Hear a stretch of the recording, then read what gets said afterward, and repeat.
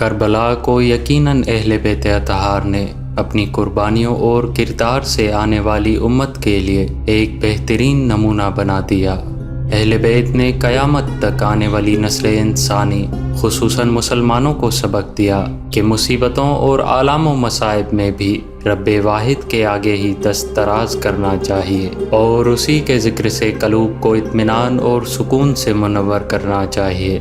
اپنے ایک بیان میں علامہ ثاقب رضا مصطفی فرماتے ہیں کہ قیامت تک امام حسین نے اپنی سنت کو بطور نمونہ چھوڑا اور فرمایا، میں اسی لیے خود کربلا کے ریگزار کے اندر ایک انوکھی داستان رقم کرنے جا رہا ہوں تاکہ قیامت تک میری زندگی لوگوں کے لیے ایک بہترین نمونے کے طور پر موجود رہے اور جبر کے خلاف لوگ ٹکرانے کا حوصلہ رکھیں۔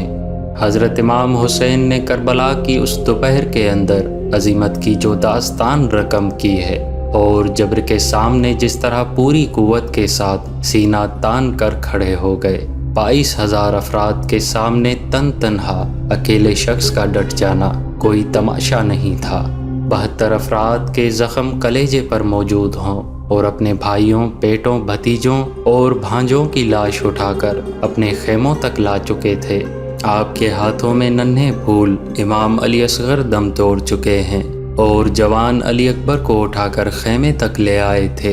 اتنی جرأت اور پامردگی کے ساتھ 72 لاشیں لے کر آئے۔ گھر میں اگر ایک میت ہو جاتی ہے تو سارا شہر سنبھالا دینے والا ہو جاتا ہے، پھر بھی دکھ نہیں تھمتا۔ کہتے ہیں چھوڑ دو اسے اپنے حال پر، اس کا کلیجہ کٹ گیا ہے، اس کا جوان رخصت ہو گیا ہے، اس کے سینے کا چین لٹ گیا ہے۔ سلام کہو حسین ابن علی کو کہ 72 لاشیں بے گور و کفن قطار میں پڑی ہوئی ہیں۔ ادھر خیموں میں پردہ داروں کے پردے کا بھی لحاظ ہے۔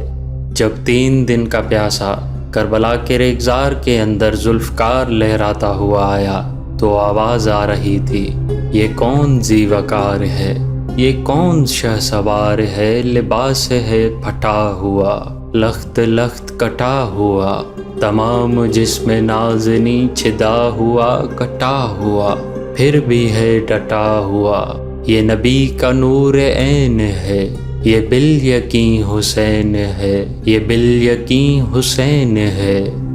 حضرت امام حسین نے کس طرح جبر کے خلاف کھڑے ہو کر پوری دنیا کے سامنے اپنا اسوہ رقم کیا، اور جب گھوڑے کی زین سے زمین پر آئے، آخری وقت حضرت امام حسین کا سر سجدے میں تھا اور سجدے کی حالت میں دست قاتل نے سر حسین کو تن حسین سے الگ کیا۔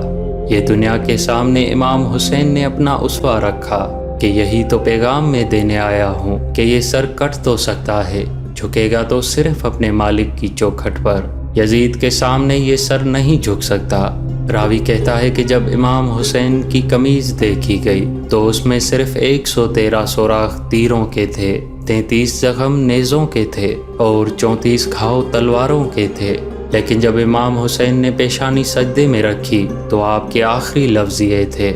میرے مالک میں تیری تقدیر پر راضی ہو گیا ہوں، زخم سہ کر بھی مسکرا رہا ہوں، مالک تیری طرف سے جو دکھ آئے میں نے ان پہ سر تسلیم خم کیا، میرے مالک میں نے سب کچھ قبول کیا، حسین تیری رضا پر راضی ہے۔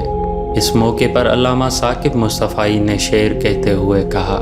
آواز آ رہی تھی اس پیاسے پر علی شیر خدا کو ناز ہے، اپنے اس نواسے پر محمد مصطفیٰ صلی اللہ علیہ وآلہ وسلم کو ناز ہے۔ اوروں نے بھی سجدہ کیا مگر اس کا عجب انداز ہے، اس نے وہ سجدہ کیا ہے جس پر خدا کو ناز ہے۔ اے حسین پیارے حسین، اے نازش نبی تم پر لاکھوں سلام۔